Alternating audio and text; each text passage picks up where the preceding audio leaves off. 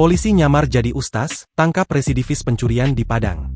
Sebuah aksi penyamaran unik dilakukan oleh jajaran Satreskrim Polresta Padang demi membekuk seorang residivis kasus pencurian.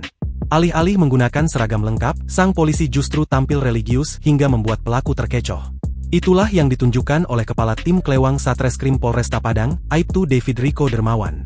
Demi mengamankan target operasi, ia rela menanggalkan kesan garangnya dan menyamar menjadi seorang ustaz. Lengkap dengan baju koko putih dan peci hitam, Aibtu David mendatangi lokasi keberadaan pelaku pada Sabtu, 7 Maret 2026. Targetnya adalah seorang pria berinisial WL 45 tahun, residivis kasus pencurian yang sudah lama diincar petugas. Lucunya, penyamaran ini berhasil total. WL yang saat itu dihampiri rupanya sama sekali tidak menaruh curiga. Ia justru mengira pria berbaju koko tersebut adalah seorang pemuka agama yang hendak mengajaknya pergi mengikuti pengajian. Namun harapan untuk ikut pengajian sirna seketika. Saat menyadari bahwa sosok di depannya adalah polisi, WL sempat mencoba melakukan perlawanan sebelum akhirnya berhasil diringkus. Tak hanya meringkus pelaku pencurian, polisi juga menemukan kejutan lain saat melakukan penggeledahan. Petugas menemukan satu paket narkotika jenis sabu lengkap dengan alat hisapnya dari tangan pelaku.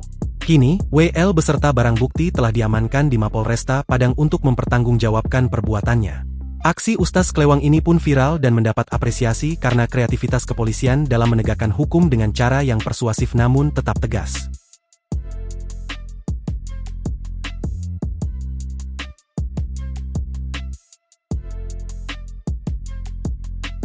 Download Tribun X sekarang, menghadirkan lokal menjadi Indonesia.